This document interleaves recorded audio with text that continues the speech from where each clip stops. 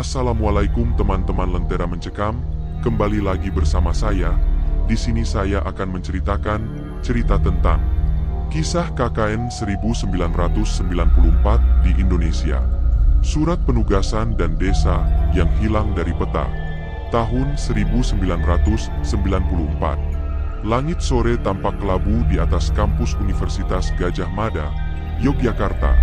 Angin berhembus pelan, membawa aroma tanah yang baru disiram hujan. Di ruang akademik Fakultas Ilmu Sosial dan Politik, 10 mahasiswa tampak berkumpul di depan papan pengumuman. Mereka adalah tim KKN angkatan semester genap, dan hari itu mereka menerima surat penugasan lokasi kuliah kerja nyata. Salah satu dari mereka, Bagas, mahasiswa sosiologi tingkat akhir, memicingkan mata membaca secari kertas kuning kusam yang tertempel dengan paku berkarat. Kelompok 17, Dusun Tapak Geni, Kecamatan Pringgasela, Kabupaten Lombok Timur. Apa?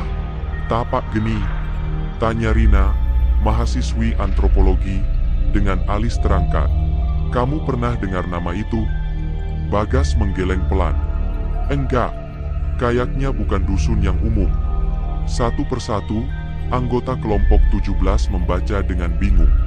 Mereka terdiri dari Bagas, Rina, Wawan, Ayu, Farid, Santi, Tony, Mira, Dika, dan Dian. Semuanya terpencar dari berbagai jurusan, tapi kini disatukan oleh satu tujuan: menjalankan KKN selama 2 bulan di desa yang tak pernah mereka dengar sebelumnya. Malamnya, Bagas mencari informasi soal Dusun Tapak Geni di perpustakaan pusat kampus. Namun, bahkan di peta administratif tahun 1989, nama dusun itu tidak tercantum. Yang lebih mengganggu lagi, ketika Bagas bertanya ke dosen pembimbing lapangan mereka, Pak Sugito, pria tua itu terdiam beberapa detik sebelum berkata pelan, "Kalau sudah ditugaskan ke sana, jangan macam-macam. Ikuti saja adat setempat, dan jangan keluar malam." Ucapan itu membuat bulu kuduk Bagas meremang. Tapi tugas tetap tugas. 3 hari kemudian, tim berangkat naik kapal dari pelabuhan Tanjung Perak ke Lombok. Perjalanan darat dari Mataram ke Lombok Timur memakan waktu 8 jam. Sopir jeep yang mereka sewa, Pak Rusdi, tampak ragu ketika mereka menyebut nama Tapak Geni. "Serius kalian mau ke sana?" katanya dengan suara rendah. "Desa itu, semacam desa yang disingkirkan." "Maksudnya apa?" tanya Mira. Pak Rusdi tak menjawab. Ia hanya memberikan mereka 3 buah kalung benang hitam dengan jimat kecil di ujungnya. "Pakai ini terus selama kalian di sana. Jangan dilepas." Wawan tertawa kecil. "Apaan ini, Pak? Anti nyamuk?" Pak Rusdi hanya menatap tajam melalui spion dan berkata, "Kalau kalian dengar suara gamelan di tengah malam, jangan buka pintu. Sekalipun." Sesampainya di Tapak Geni, mereka disambut oleh Pak Lurah Pramana, pria tua berjanggut putih dengan sorot mata tajam namun senyum ramah. Dusun itu tampak sepi, terlalu sepi. Rumah-rumah panggung dari kayu tua berjajar, dan tak ada suara anak-anak bermain, tak ada suara ayam berkokok, tak ada aktivitas apapun selain desir angin dan daun jati yang berguguran. "Selamat datang di Tapak Geni. Kalian tamu kami. Tapi ingat, di sini, waktu malam adalah milik yang lain," kata Pak Lurah sambil menatap ke arah hutan lebat di balik desa. Ketika malam tiba, suara sunyi berubah menjadi tekanan. Tidak ada listrik, hanya pelita. Dan sekitar pukul 1 dini hari, saat semua tertidur di rumah penampungan KKN, terdengar gamelan. Lirih, lembut, menyerupai suara pesta. Dika yang tidur dekat jendela, perlahan membuka mata. Wajahnya pucat. Dia membangunkan Rina.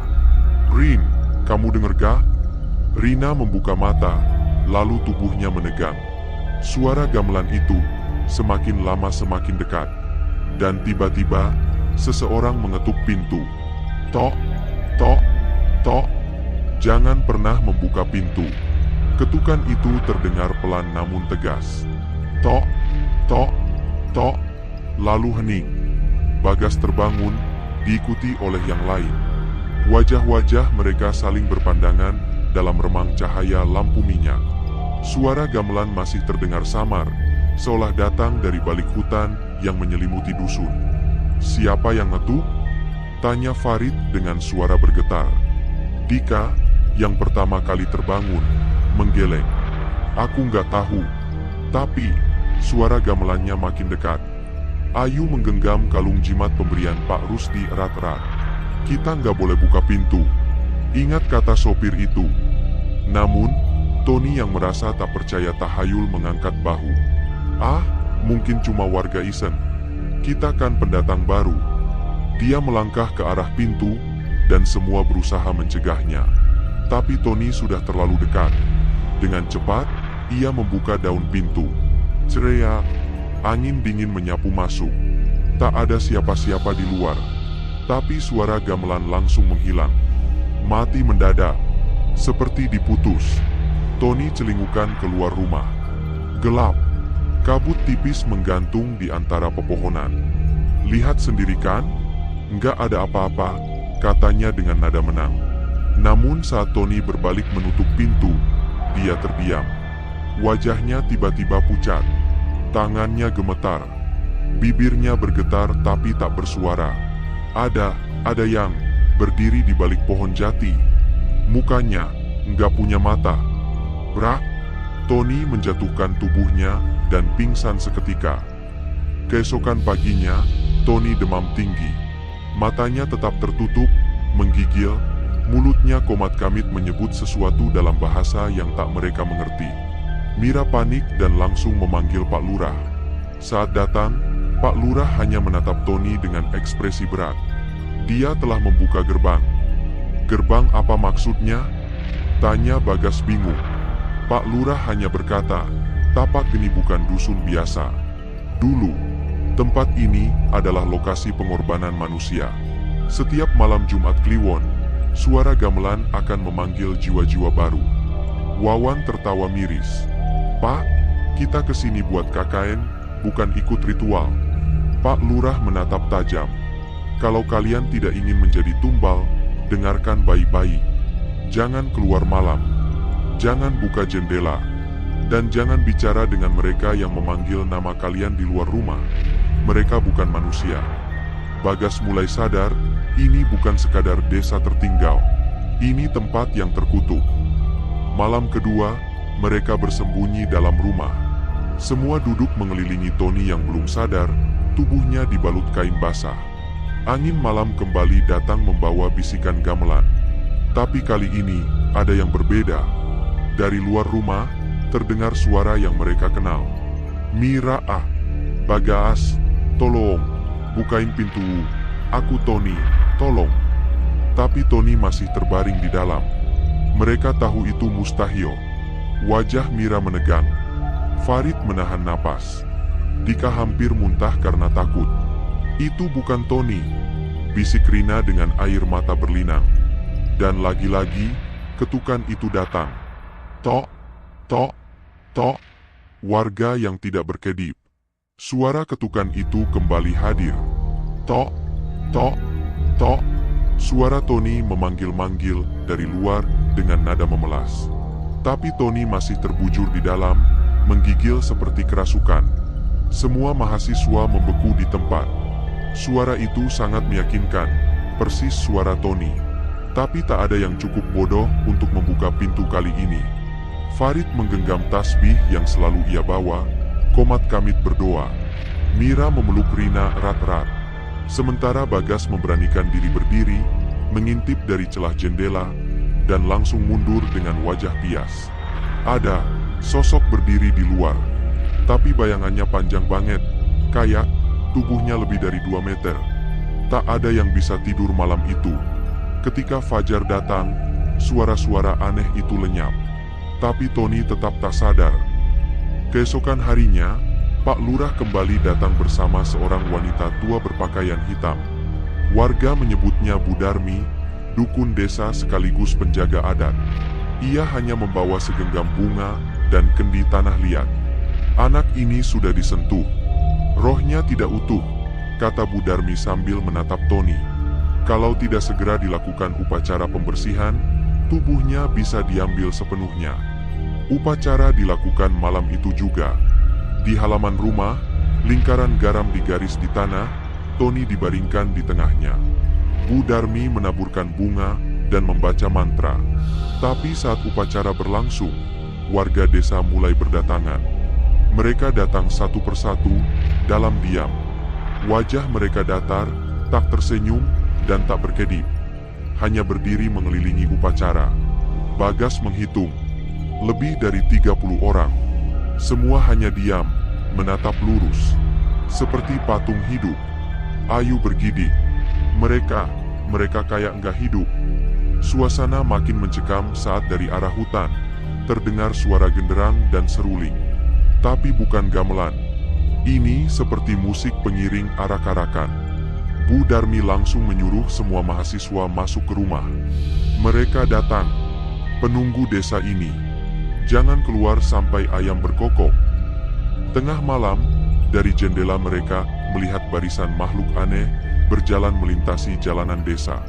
Wujudnya samar-samar seperti manusia, tapi tubuh mereka panjang, matanya merah menyala, dan kepala mereka berputar sendiri ke belakang. Mereka membawa usungan bambu, dan di atasnya tubuh manusia tanpa kepala. Apa itu? Jerit Mira sambil menutup mata. Bagas menarik semua masuk ke dalam kamar, mengunci pintu, dan memadamkan lampu minyak. Mereka berdesakan, menangis, tak berani mengintip lagi. Sampai suara langkah itu perlahan menjauh. Dan kokok ayam pun akhirnya terdengar dari kejauhan. Pagi harinya, warga yang semalam berdiri seperti patung itu, tak ada satupun yang ingat mereka keluar rumah. Saat ditanya, mereka hanya tertawa kecil dan berkata, "Ah, kami tidur nyenyak semalam." Sementara itu, Tony akhirnya sadar, tapi wajahnya kosong. Senyum kecil terpampang di bibirnya. "Aku lihat dia, yang bertaring itu, dia mau aku ikut." Bagas dan yang lain tahu, Tony tidak sepenuhnya kembali. Dan itu baru minggu pertama mereka di Tapak Geni. Makam tertutup tanah merah. Hari-hari berikutnya berlalu dengan penuh ketegangan. Kegiatan KKN yang seharusnya mengajar warga, membantu administrasi dusun, dan observasi sosial, praktis tidak berjalan. Warga Tapak Geni terlalu aneh. Mereka bicara seolah-olah waktu tak pernah bergulir. Tak ada anak-anak, tak ada hewan peliharaan. Dan yang paling aneh, tak ada pemakaman. Di dusun lain biasanya selalu ada kuburan desa. Tapi ketika Bagas dan Dika mencoba bertanya pada warga, mereka hanya menjawab dengan senyum kaku. "Orang sini nggak pernah mati." Pernyataan itu membuat bulu kuduk semua mahasiswa berdiri. Sampai suatu hari, Tony, yang masih setengah sadar setelah insiden kerasukan, berjalan sendirian ke hutan. Saat sadar, ia sudah berdiri di depan sebuah tanah lapang merah yang ditumbuhi pohon-pohon gersang. Tanah itu tak ditumbuhi rumput, hanya semak berduri. Tapi anehnya, dari dalam tanah itu, ia melihat sesuatu bergerak pelan. Tony memanggil Bagas. Saat mereka semua datang dan menggali sedikit, mereka menemukan batu nisan. Berpuluh-puluh nisan tertimbun tanah merah. Mira menemukan nisan bertuliskan, "Rina Putri Mahardika, wafat 17 Juli 1994. Padahal Rina masih hidup berdiri di situ. Semua terdiam. Tanggal wafat itu adalah tanggal minggu depan. Malam harinya, suasana makin panas. Rina menangis tak berhenti. Ia ketakutan dan histeris, meminta pulang, tapi tidak ada sinyal, dan kendaraan terakhir sudah kembali ke kota. Pak Lurah yang datang setelah dipanggil, hanya menatap nisan itu dengan sorot penuh rahasia. Tanah itu bukan tempat untuk kalian. Itulah tempat jiwa-jiwa yang tidak diterima bumi. Jika nama kalian sudah tertulis, maka waktunya akan tiba." Bagas menatap Pak Lurah. "Apa maksud Bapak? Siapa yang menulis nama itu?" Pak Lurah tidak menjawab. Ia hanya menghela napas dan pergi. Malam Jumat Kliwon kembali datang. dan suara gamelan menggema lebih keras dari sebelumnya. Tapi kali ini, tidak hanya gamelan. Ada suara-suara lain. Teriakan, tangisan, tawa cekikikan. Semua mahasiswa berkumpul di ruang tengah rumah, pelita dimatikan, hanya berpelukan sambil menahan napas. Tapi mendadak, Rina tidak ada. Mira berteriak, "Rina kemana?" Mereka mencari ke seluruh penjuru rumah, ke dapur, kamar, hingga pekarangan. Tapi Rina tak ditemukan. Sampai akhirnya, mereka melihat jejak kaki di tanah, menuju tanah merah. Dan di tengah tanah merah itu, ada satu lubang baru tergali. Di dasarnya, ada rambut panjang yang menjuntai. Jejak yang menghilang. Dari lubang itu, rambut panjang Rina menjuntai, terburai di dalam tanah merah yang terangkat. Namun tubuhnya tidak ada. Semua mahasiswa berdiri kaku, terkejut dan kebingungan. Mereka mengira Rina entah pergi kemana, atau lebih buruk, mungkin telah jatuh ke dalam perangkap yang lebih dalam dari yang mereka kira. Bagas, yang biasanya lebih rasional, merasa ada yang tidak beres. Rina tidak mungkin pergi tanpa meninggalkan jejak. Dan jika dia melarikan diri, kenapa rambutnya ada di sini? Farid yang lebih dulu berlari menuju lubang tanah itu, menjerit, "Ini bukan tanah biasa. Ini seperti tubuh yang terkubur. Ada sesuatu di bawahnya." Bagas dan yang lain segera membantu menggali, meski perasaan takut mereka semakin dalam. Mereka merasa ada yang mengawasi, ada yang menunggu mereka. Tapi saat tanah mulai terbuka sedikit demi sedikit, mereka semua terkejut. Apa yang mereka temukan bukanlah tubuh Rina, melainkan sebuah peti kayu tua dengan ukiran halus. Tony yang masih belum sepenuhnya sadar, meraba peti itu, dan tiba-tiba menarik tangan Bagas. "Jangan buka. Jangan, ini bukan untuk kalian." Namun, jauh di dalam dirinya, Bagas merasa harus membuka peti itu. Rasa penasaran yang mencekam membuatnya tak bisa menahan diri. Dengan tangan gemetar, Bagas membuka tutup peti itu. Di dalamnya, ada sebuah buku tua dengan sampul kulit hitam yang berlumut. Buku itu tertutup rapat, seolah tak pernah terjamah oleh tangan manusia selama bertahun-tahun. Begitu membuka halaman pertama, mereka mendengar suara gamelan lagi. Tetapi kali ini, gamelan itu semakin dekat. Gema suara itu seperti mengundang mereka untuk membaca lebih jauh, untuk mempelajari setiap huruf yang ada di dalamnya. Namun ketika Bagas membacanya, semua tulisan itu berubah menjadi huruf yang bergerak-gerak, dan kemudian muncul gambar aneh. Gambar itu adalah bayangan orang-orang tanpa wajah yang terlihat mengelilingi sebuah lingkaran. Di tengah lingkaran, ada seseorang yang mengenakan pakaian adat kuno, dengan mata yang kosong dan bibir yang mengerikan, terbuka lebar, memanggil mereka. "Jangan pernah membaca ini." Sebuah suara dalam bahasa yang tak mereka mengerti, terdengar pelan namun jelas. Itu datang dari dalam tanah, dari peti itu sendiri. Suara itu bukan berasal dari salah satu di antara mereka. Tiba-tiba, tanah di sekitar mereka mulai bergetar, seolah-olah ada kekuatan yang menggerakkan bumi di bawah mereka. Semua berlari menjauh, meninggalkan peti itu, namun sebuah tangan hitam pekat meraih kaki Bagas dan menariknya kembali ke tanah. Pagi berikutnya, mereka mendapati diri mereka di rumah yang sama. Tony masih terbaring, dan Rina masih hilang. Semua jejak mereka menuju tanah merah itu telah menghilang. Bahkan jejak kaki yang ada sebelumnya, sekarang tak meninggalkan apapun. Pak Lurah muncul dengan wajah yang sangat serius.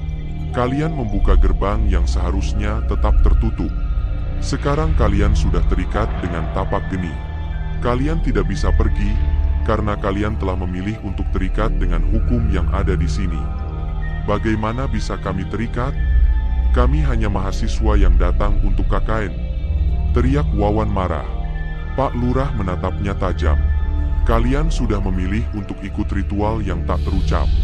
Rina telah dipilih untuk menggantikan yang sudah pergi. Tony sudah terlanjur jadi bagian dari mereka. Dan kalian akan melihat jalan mereka tanpa bisa kembali ke dunia kalian." Mereka mencoba berontak, ingin lari ke hutan, ke jalan utama, namun desa ini tidak seperti desa biasa. Jalanan berubah, berbelok ke arah yang mereka tidak kenali. Setiap arah membawa mereka kembali ke titik awal, ke rumah yang sama, ke tanah merah yang sama. Panggilan malam. Hari-hari semakin tidak bisa dibedakan. Matahari terbit, tapi rasa malam selalu mengikutinya, seakan waktu di tapak geni tak pernah berjalan. Mereka terjebak dalam lingkaran yang semakin sempit, seperti gambaran dalam buku hitam yang dibuka Bagas. Tanpa sadar, mereka telah masuk ke dalam permainan yang tak bisa mereka menangi. Suasana desa itu begitu sunyi, namun ada sesuatu yang selalu mengawasi. Setiap malam, suara gamelan yang tak pernah absen datang menghantui mereka, menuntun mereka ke jalan yang salah. Begitu gelapnya malam, hingga mereka tak lagi bisa membedakan antara kenyataan dan ilusi. Pada malam ketujuh, saat bulan purnama mulai muncul, sesuatu terjadi. Wawan, yang tak bisa tidur, berjalan keluar untuk mencari udara segar. Ia merasa sesak, seperti ada yang menekan dadanya. Sejak kejadian Tanah Merah, ia merasa seolah-olah ada yang mengawasi. Langkahnya semakin jauh, hingga ia akhirnya sampai ke tengah desa, tempat di mana Tanah Merah itu berada. Tanpa sadar, ia melangkah ke area yang gelap, dan saat menoleh ke belakang, rumah tempat mereka tinggal sudah menghilang. Tak ada tanda-tanda kehidupan di sana. Di tengah kebingungannya, tiba-tiba ia mendengar suara lirih, suara yang sangat familiar, seperti suara Rina yang memanggil-manggil namanya. "Wawan, Wawan, datanglah." Wawan menoleh ke sekitar, tapi yang terlihat hanyalah bayangan samar di balik pepohonan. Tanpa berpikir panjang, ia berjalan ke arah suara itu, melewati jalanan yang semakin mencekam. Namun langkahnya semakin berat, seolah tanahnya menahan. Dan akhirnya, ia menemukan Rina. Tapi dia bukan Rina yang mereka kenal. Wajahnya tampak pucat, dengan mata yang kosong. Rina berjalan mundur, menatap Wawan dengan senyuman mengerikan. "Aku sudah menjadi bagian dari mereka, Wawan." Suaranya terdengar aneh, seperti digerakkan oleh kekuatan lain. "Dan kau juga akan bergabung dengan kami." Wawan ingin lari, tapi kakinya terasa kaku. Sebelum ia bisa bergerak, tubuh Rina berubah menjadi bayangan dan hilang dalam sekejap. Pagi hari berikutnya, semua mahasiswa merasakan ketegangan yang semakin kuat. Mereka tidak tahu lagi siapa yang bisa dipercaya. Bahkan Bagas yang selama ini mencoba untuk berpikir logis, mulai merasa ada kekuatan yang jauh lebih besar dari sekadar tahayul. Tak ada yang berani keluar malam itu. Bahkan saat Pak Lurah datang untuk memberi peringatan lebih lanjut, ia terlihat lebih lelah dan pucat, seperti baru saja melalui pertempuran yang sangat berat. "Kalian sudah terikat." Suaranya serak, hampir tidak bisa didengar. Di sini ada dua pilihan: menjadi bagian dari mereka atau menjadi korban selamanya. Pak Lurah menjelaskan bahwa setiap warga Tapak Geni yang tak pernah benar-benar mati adalah warga yang terikat pada suatu perjanjian kuno. Mereka harus memberi satu jiwa setiap tahun sebagai pengganti mereka yang hilang, atau mereka akan diambil oleh kekuatan gelap yang menguasai desa ini. Rina dan Tony sudah menjadi bagian dari mereka, jiwa-jiwa yang terperangkap dalam ritus ini. Wawan mencoba berlari, namun tubuhnya terasa semakin lelah dan tubuhnya seakan ditarik kembali. Teriakan histeris terdengar, namun semakin lama semakin teredam oleh angin yang berdesir. Malam itu, mereka berkumpul di dalam rumah, berusaha mencari cara keluar, namun semakin jauh mereka berpikir, semakin mereka merasa terjebak. Gamelan mulai terdengar lagi. Lantunan musik itu lebih keras dan lebih mendalam dari sebelumnya. Di luar rumah, sosok-sosok tanpa wajah muncul, mengelilingi rumah mereka. Tanpa berbicara, mereka hanya berdiri di luar, menatap dengan mata kosong. Wajah-wajah yang seharusnya hidup, tapi terasa seperti bagian dari kegelapan yang menunggu. Penutupan lingkaran. Waktu semakin terasa semakin terhenti. Setiap detik yang berlalu, mereka merasa desakan yang semakin kuat di dada mereka. Keinginan untuk lari, untuk pergi dari desa ini menjadi semakin tak mungkin. Malam itu, semua mahasiswa yang tersisa hanya bisa bertahan di dalam rumah, menunggu sesuatu yang mereka tidak bisa prediksi. Wajah mereka pucat, ketakutan, dan hilang harapan. Suaranya, suara gamelan itu, semakin keras. Tapi kali ini, suara itu bukan datang dari desa. Suara itu berasal dari dalam tanah, seperti suara dari dalam bumi yang menyuruh mereka untuk masuk ke dalamnya. Farid, yang sebelumnya sangat rasional, kini mulai merasakan apa yang tak bisa dijelaskan. Jiwanya mulai terhubung dengan desa ini, dengan sesuatu yang lebih gelap.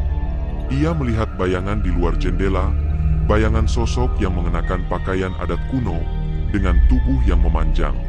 Malam semakin larut, dan bayangan itu semakin dekat. Bagaimana jika kita tidak bisa keluar? Bagaimana jika kita sudah terjebak di sini selamanya? Tanya Mira dengan suara gemetar.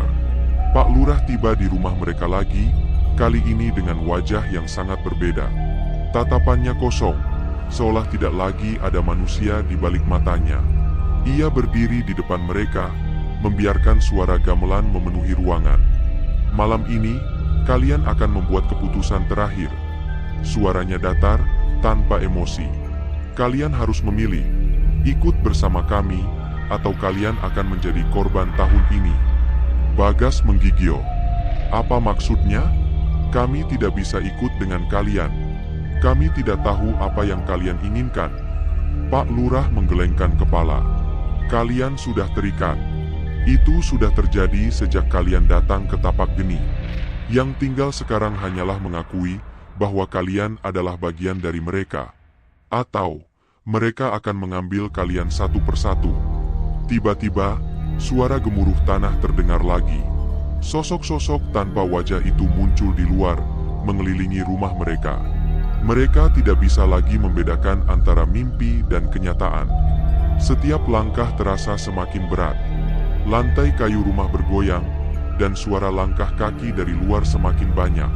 Namun, di dalam keramaian itu, Tony bangkit dari tempat tidur.